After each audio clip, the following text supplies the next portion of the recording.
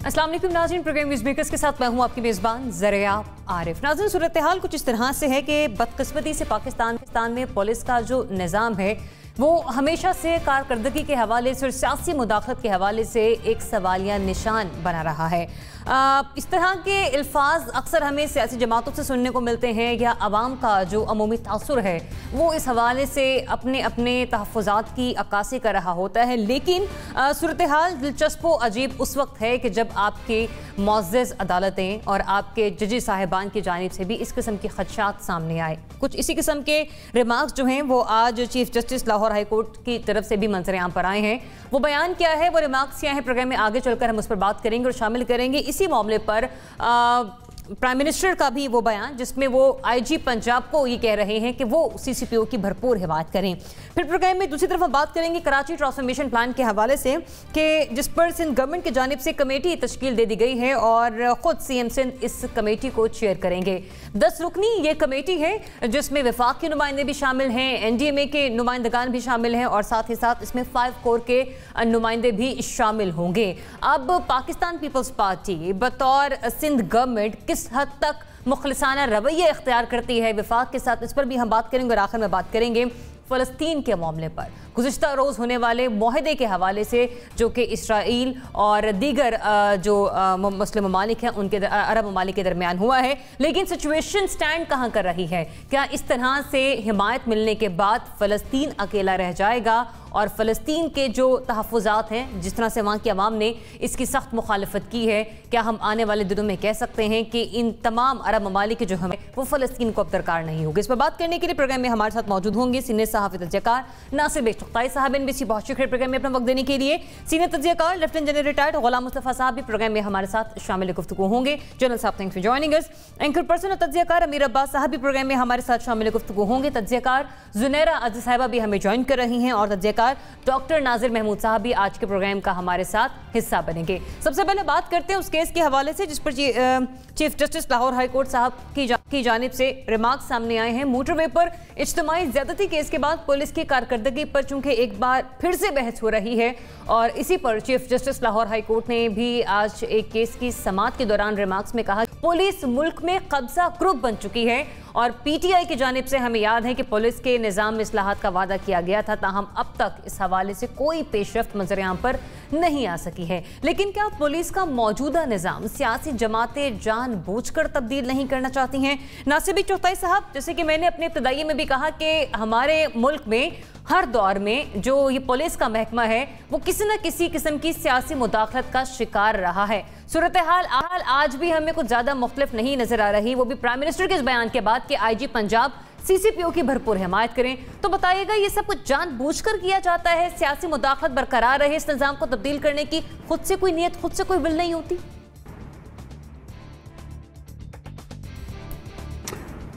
ज़रिया, पुलिस के बारे में तो आप जितना चाहें मुझसे बुलवा लें। 1970 से अब तक पुलिस का किरदार, घिनौना किरदार पुलिस का, बहुत ज़्यादा ज़ालिमाना किरदार। मतलब अगर आमिर कहता था कि 2 आदमी मारो तो ये 4 मार दिया करते थे। अगर वो कहता था कि 3 आदमी पकड़ लो तो ये जेलें भर दिया करते थे। ये बहुत आगे जाके काम करने के आदी हैं लोग। पंजाब की पुलिस के बारे में ख़ास तौर से बहुत से, सिंध की पुलिस के बारे में बहुत सी शिकायतें। बलूचिस्तान में तो खैर आपको अंदाज़ा है कि पुलिस की क्या सूरत हाल है। KPK में कहते हैं कि बहुत अच्छी पुलिस हो गई है, ये समझ में नहीं आता कितनी अच्छी हो गई है। लेकिन पुलिस हमेशा से एक जालिम हुकूमत के आलाकार के तौर पर काम करती रही है। अंग्रेज़ों ने जो इसको ट्रेनिंग दी थी वो किसी और काम के लिए दी थी और कुछ वैल्यूज़ भी छोड़ गए थे वो, लेकिन वो वैल्यूज़ भी ख़त्म हो गई। रिश्वत आ गई, जुल्म आ गया, टॉर्चर आ गया, बदतरीन टॉर्चर आ गया, फिर झूठ आ गया और फिर झूठ के साथ साथ द्रोह, मतलब गद्दारी आ गई आवाम के साथ। अच्छा, फिर इसमें अगर निज़ाम इंसाफ हमारा सही होता तो बहुत से पुलिस वाले फांसी पा चुके होते, लेकिन हमारे निज़ाम इंसाफ में भी गड़बड़ है। हमारा निज़ाम इंसाफ ऐसा है कि अभी जो बहुत अच्छी डिबेट चल रही है आजकल कि 94% रेपिस्ट मुल्क में आज़ाद घूम रहे हैं, 2% फ़रार हैं, 4% फैसले होते हैं और बाकी को आपने आज़ादी दी हुई है कि जो चाहें करें। उन्होंने जो चाहा कहा, उन्होंने जो चाहा किया। जहाँ कब्ज़ा ग्रुप का ताल्लुक़ है तो ये खाली पुलिस नहीं है, पुलिस को आइसोलेट ना करें हम, बहुत से इदारे हैं जो कब्जे कर रहे हैं। सुप्रीम कोर्ट के चीफ जस्टिस ने भी कई बार कहा कि शार फैसल पर कराची में जो बड़ी बड़ी इमारतें बन रही हैं, शॉपिंग प्लाजा बन रहे हैं, वो ना बनाए जाएं, शर्मा हाउसेज ना बनाए जाएं। ये हमारा इलाका है। तो अब जो सूरत हाल है वो ये है कि हमारे इदारे जो हैं वो हमारे साथ काम नहीं कर पा रहे, आवाम की बहबूद में काम नहीं कर पा रहे। पुलिस एक टूल है, एक मतलब हर दौर में भुट्टो साहब से लेकर अयूब खान ले लें आप, अयूब खान से पहले भी ले लें आप, और आज तक ले लें, पुलिस को इस्तेमाल ही किया गया है।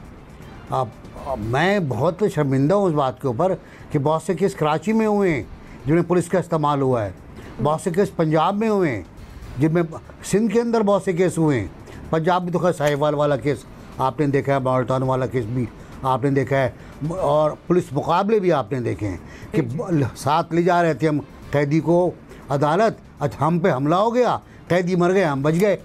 यार ये कैसा हमला होता है आपके ऊपर कि कैदी, चारों कैदी मर जाते हैं और आप बच जाते हैं। तो एक ये मसला है, पुलिस मुकाबलों का मसला है, पुलिस के टॉर्चर का मसला है, रिश्वत का मसला है, पुलिस के पूरे निज़ाम का मसला है, तफ्तीश का मसला है, कमज़ोर मुद्दई का मसला है, कमज़ोर गवाहों का मसला है, इन्वेस्टिगेशन डाटा नहीं है आपके पास, इन्वॉल्वमेंट है इनमें।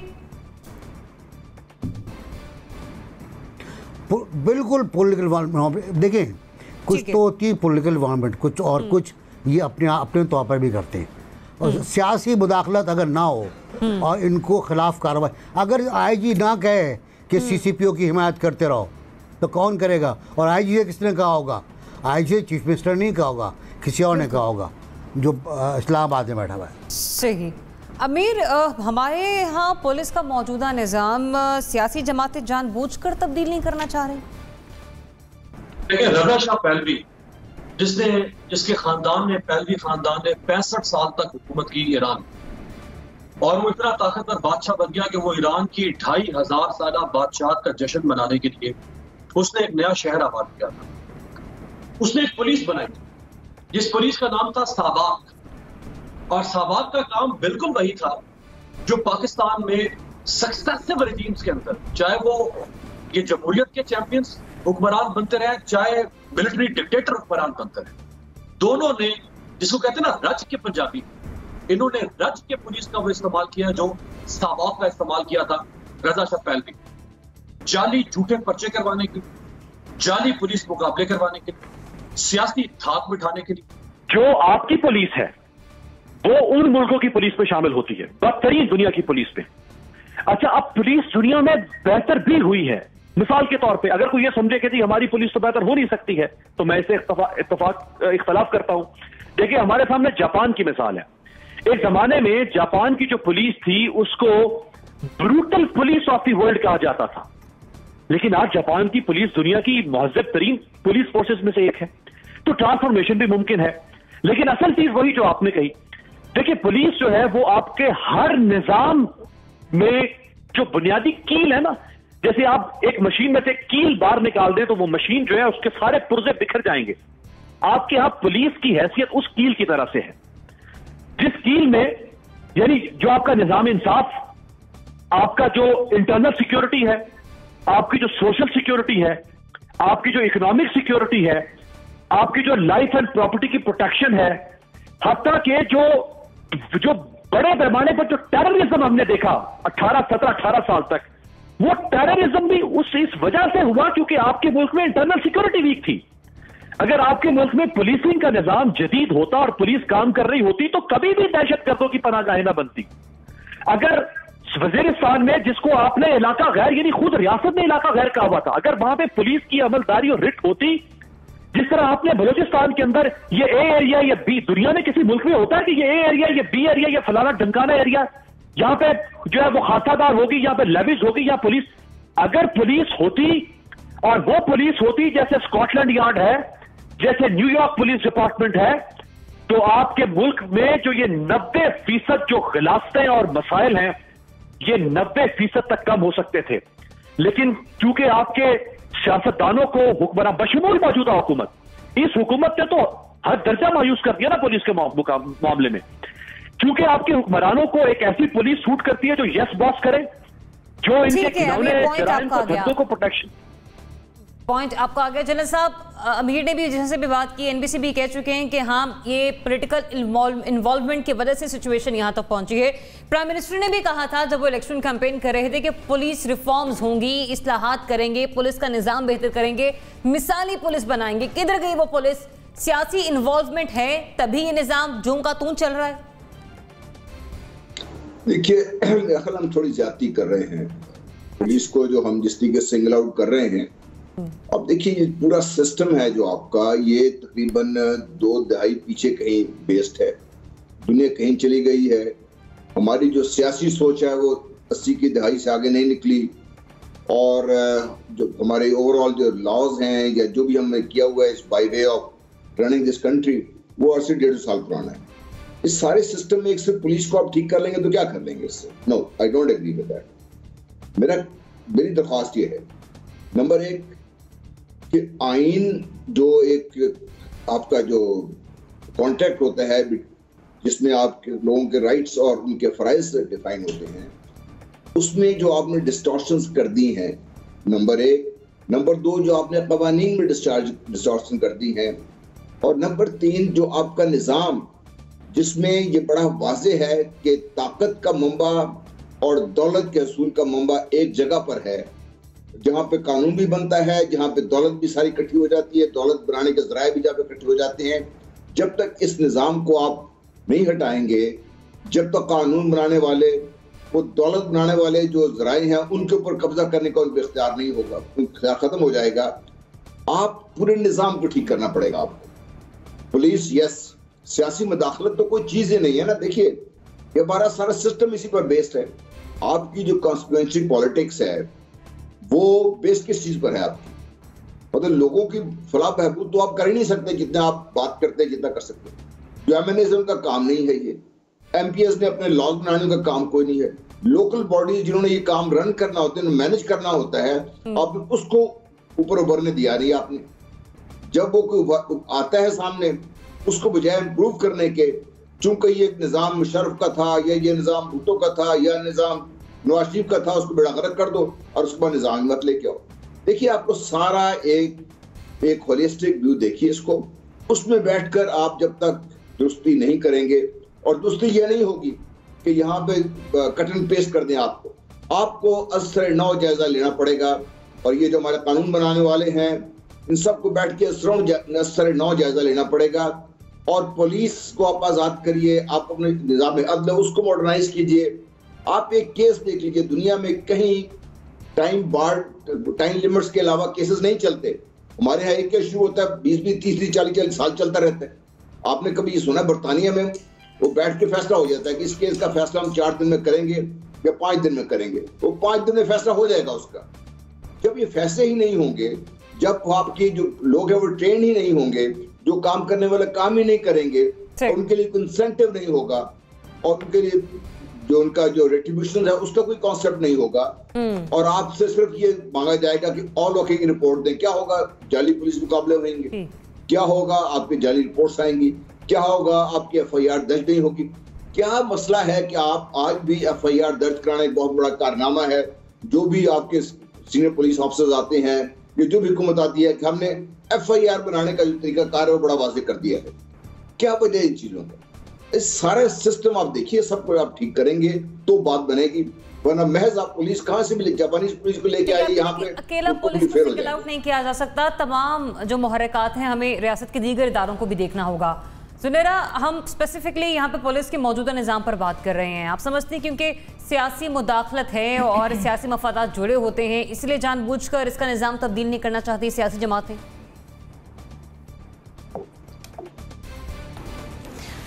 कुछ करना नहीं चाहती और कुछ ये बहुत अपहिल टास्क बन गया हुआ है।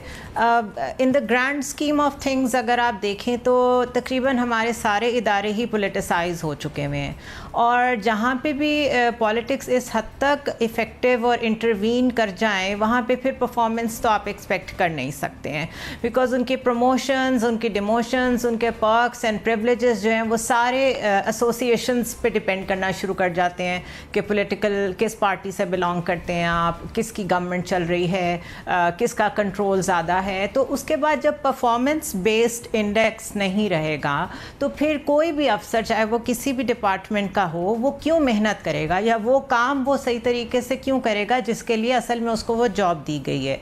यही चीज़ टैक्सेशन डिपार्टमेंट में आप टैक्स ऑफिसर्स पे अप्लाई कर दें, यही आप पुलिस पे अप्लाई कर दें, यही आप कस्टम्स पे अप्लाई कर दें। हर जगह प्रॉब्लम यही है कि पॉलिटिकल इंटरवेंशन और पॉलिटिकल अपॉइंटमेंट्स ने आहिस्ता आहिस्ता जो मेरिट का निज़ाम है उसको बिल्कुल एरोड कर दिया है। So basically we are talking about a force who is responsible for law and order, और ना उन्हें उसकी कोई प्रॉपर ट्रेनिंग दी गई है, ना प्रॉपरली उनको इंडक्ट किया गया है, और उनके ऊपर एक ऐसा हाथ है जो कभी इस पार्टी का होता है कभी उस पार्टी का होता है। जो मॉड्यूल्स, ट्रेनिंग मॉड्यूल्स होते हैं वो वक्त के साथ साथ चेंज होते हैं, इवॉल्व होते हैं, उनका करिकुलम होता है। डिसिप्लिन फोर्स को आपने किस तरह हैंडल करना है ये इट्सेल्फ बहुत बड़ा चैलेंज है। तो जहाँ पर आपको 1950s के या 60s के ही ट्रेनिंग मॉड्यूल्स पढ़ने को मिल रहे हों, क्रिमिनल जस्टिस सिस्टम आपका कॉलोनियल टाइम्स का चल रहा हो, और अभी आप टाइम्स देखें कि लोग तो डिजिटल मॉनिटरिंग की तरफ चले गए हैं। लंदन और न्यूयॉर्क की सड़कों के ऊपर आपको पुलिस नज़र नहीं आती, but the moment there is a crime police ऐसे आती है जिस तरह आप कहेंगे कहीं से कोई जिन आ गया, बिकॉज उन्होंने चीज़ों को मॉनिटर इस तरह किया हुआ है, एक्सेस इस तरह दी हुई है कि उन्हें पता है कि उन्होंने कब कहाँ इंटरवीन करना है। हम तो अभी तक आप किसी अदालत में चले जाएं, थाने में चले जाएं, तो वही रजिस्टर्स खोल के उसी दौर में बैठे हुए हैं, उसी सोच के साथ बैठे हुए हैं। And on top of it अगर आप प्रॉपर्टी का बिजनेस करना चाहें, आप ड्रग्स का बिजनेस करना चाहें, हर बिजनेस में पुलिस को साथ मिला लें तो स्काई रॉकेटिंग आपका बिजनेस हो जाएगा। सो बेसिकली ना उनकी ट्रेनिंग मॉड्यूल्स पे तवज्जो है, पॉलिटिकली इन्वॉल्व होना तो एक मेजर फैक्टर है ही, लेकिन वो पहले आप एक दिन के लिए मुझे पाकिस्तान में ये करके दिखाएं कि जितने चालान्स होंगे जब वो लोग जो पकड़े जाएंगे, अगर वो आईजी को फ़ोन करेंगे या किसी पॉलिटिकल पर्सन को फ़ोन करेंगे, आईजी किसी का फ़ोन नहीं उठाएगा। देखें एक दिन में कितने लोग हैं जो नेक्स्ट टाइम वायलेशन करते हुए डरेंगे। तो जिस दिन ये हो गया उस दिन आपके सवाल का जवाब मिल जाएगा। डॉक्टर साहब, वाकई जुनैरा ने एक बड़ा अच्छा पॉइंट यहाँ पे रेज किया है कि हमारे माशरे में सियासी मुदाखलत हो या ना हो, अवामी जो राब्ते हैं वो भी कुछ इस तरह के कि मेरे फलाने से ताल्लुकात हैं, फलाने से ताल्लुकात हैं, और केसेस जो ही हमें चलते फिरते देखा, चालान होने के बावजूद चालान नहीं हो पाता। लेकिन फिर कम टू द पॉइंट कि सियासी जमातें जानबूझकर तब्दील नहीं करना चाहते निज़ाम को। जी, जवाब तो मेरा हाँ में है कि नहीं चाहती। ख़ासतौर पर मौजूदा इस वक्त तो हम सियासी जमात, मौजूदा हुकूमत में जो सियासी जमात है उसकी हम बात करेंगे, क्योंकि अगर केपी में 2 साल में 4 आईजी तब्दील होते हैं, पंजाब में 2 साल में 6 आईजी तब्दील होते हैं, तो इससे बिल्कुल वाज़ेह होता है कि ये तब्दील नहीं करना चाहते। अच्छा, जो आपका सवाल है इसके 2 पहलू हैं बड़े वाज़ेह। एक तो हम पुलिस के निज़ाम की बात कर रहे हैं, दूसरे सियासी जमातों की बात कर रहे हैं। पहले तो हम निज़ाम को समझते हैं ना कि निज़ाम से हम मतलब क्या देखें। पुलिस के निज़ाम में जो बुनियादी हैं, 2 बुनियादी पुलिस की जिम्मेदारियां हैं उस निज़ाम में। एक अवामी शिकायत का इजाला करना, और दूसरे शहरी अमन व अमान कायम रखना। ये 2 बुनियादी बातें।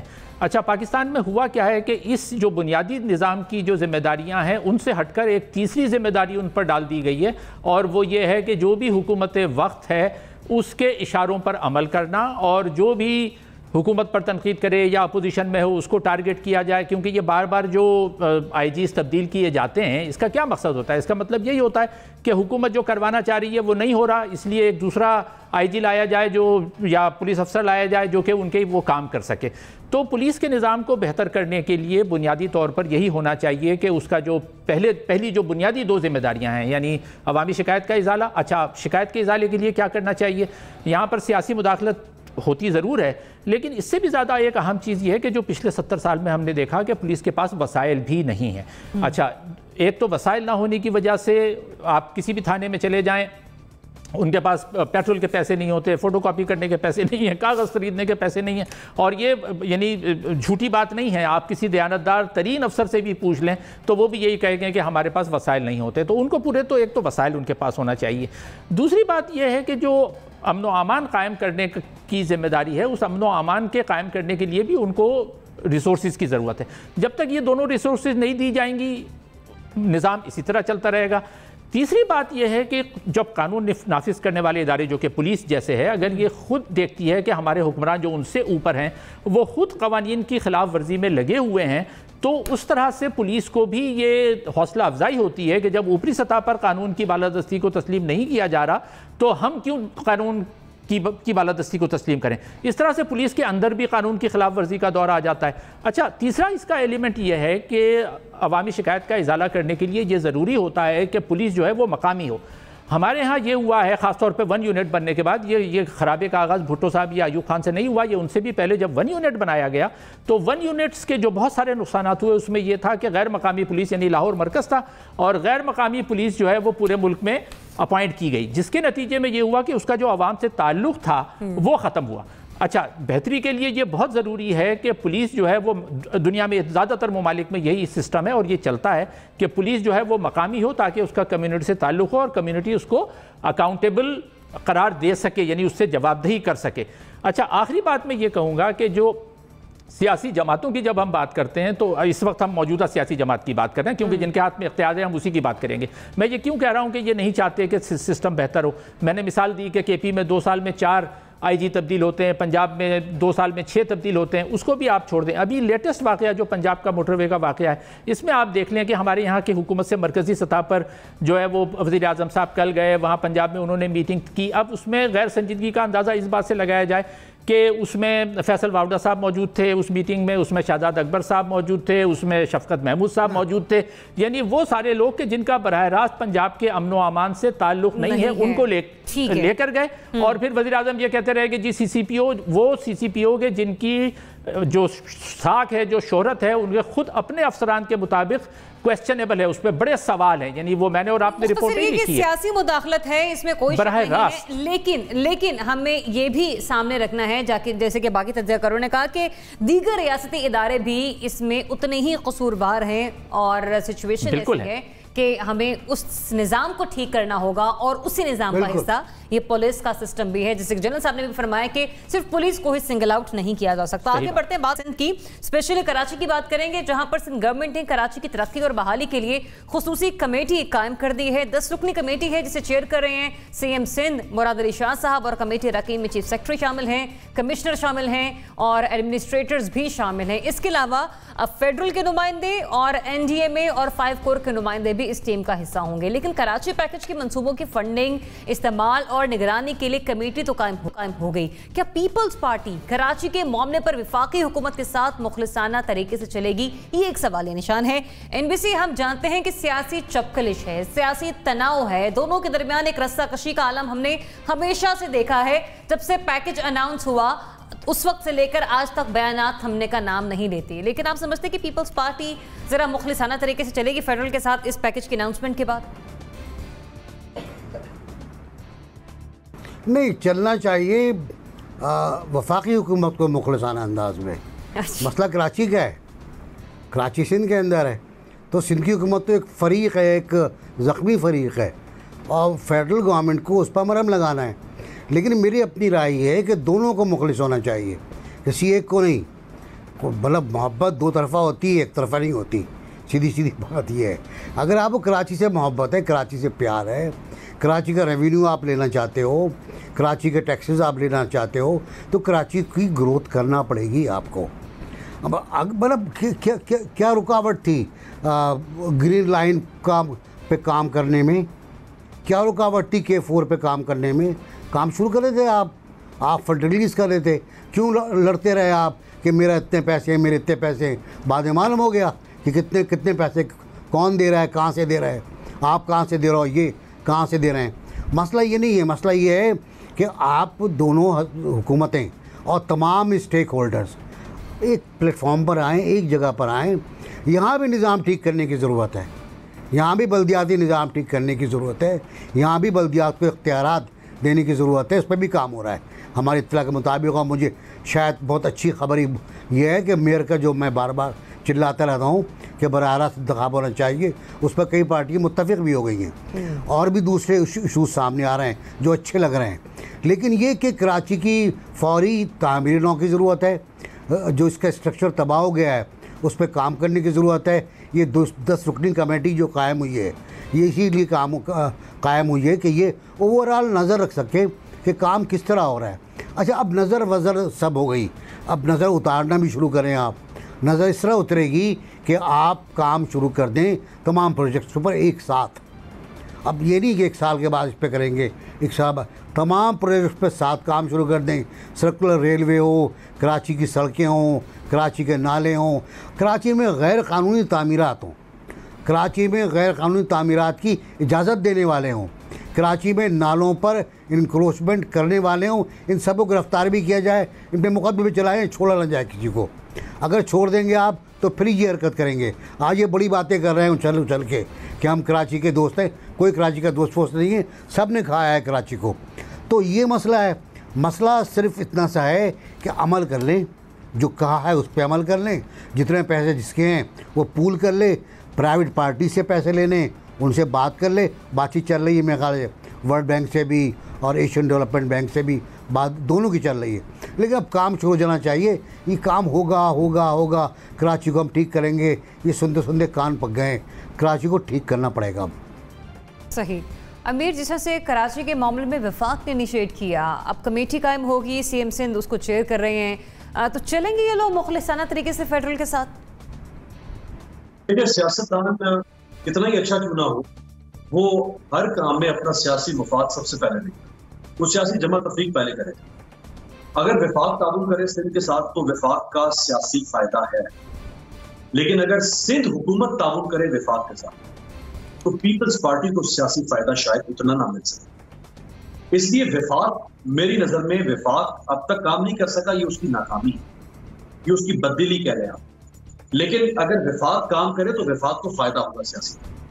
आज उनके पास 14 सीटें हैं कराची, ये बढ़ेगी नहीं तो ये शायद कम भी ना हो अगर ये कराची में काम करें। कराची के लोगों को सिर्फ काम होता नजर आना चाहिए। कराची के लोगों को, जैसे चुगताई साहब ने कहा, उनको अपनाइयत महसूस होनी चाहिए, उनको पता तो चले कम से कम कि हमारे सर पे जो हाथ रखने वाला है। अगर वफाक के साथ सिंध हुकूमत ताबूत करती है तो सिंध हुकूमत को इस बात का पता है कि सारा पॉलिटिकल कैंडिडेट जो है वो वफाक में जाए। शायद हम इतना ना ले सकें, क्यों? क्योंकि ये इनिशिएटिव भी वफाक का। इमरान खान वहां पे गए, आर्मी चीफ वहां पे गए, वफाक ये 1100 अरब के जितना भी पैकेज है ये वफाक वहां पर लेकर गया। उससे पहले अली जैदी ने कैंपेन 2019 में चलाई थी, अगरचे वो नहीं उसको कामयाबी से आगे ले जा सके, लोगों ने सफाई का सिलसिला शुरू किया कराची में, फैसल वाडा बात करते रहे। लेकिन सिंध हुकूमत की तरफ से असल कस्टोडियन तो सिंध हुकूमत है कराची, और 12 साल से कस्टोडियन, और अगर अगले 3 साल भी इनको मिलते हैं तो 15 साल का मतलब है कि आलमी रिकॉर्ड बन जाएगा। आलमी रिकॉर्ड के किसी एक एडमिनिस्ट्रेटिव यूनिट में किसी एक जमात की अनइंटरप्टेड कंसेक्यूटिव 15 साल तक हुकूमत हो, ये आलमी रिकॉर्ड हो। उनको पता है कि हमने कुछ नहीं किया, अगर किया होता तो कराची में ये लावा ना फटता, गटर ना उबलते, अब्रे रहमत अजाब ना बनती इनके लिए। उनको पता है हमने कुछ नहीं किया। अगर वफाक कुछ करेगा तो वफाक क्रेडिट ले जाएगा। और पीपल्स पार्टी माशाल्लाह एक ऐसी पार्टी बन चुकी है पिछले 15 सालों के अंदर, उससे पहले तो नहीं कहता मैं, लेकिन चले जरदारी साहब ने जब से इसकी सरपरस्ती शुरू की है कि वो उसका मकसद ही सिर्फ पॉलिटिकल माइलेज है, उसका मकसद ही पॉलिटिकल गेन्स है, उसका मकसद नजर ही नहीं आ रहा कि वो सोशल वेलफेयर के लिए कोई काम करना चाहती है, वो ट्रांसफॉर्मेशन चाहती है, वो रिफॉर्म्स चाहती है। ये उसके देखिए ना, आपके जो डेमोन्स्ट्रेशन है उसी से हम एनालाइज कर सकते हैं। पीपल्स पार्टी की डेमोन्स्ट्रेशन ही हो चुकी है कि वो सिर्फ इक्तदार में रहना चाहती है, बाकी ला हौला वला कुव्वत। प्रोग्राम को कंटिन्यू रखेंगे, लेकिन अभी बढ़ना एक ब्रेक की तरफ। Stay tuned.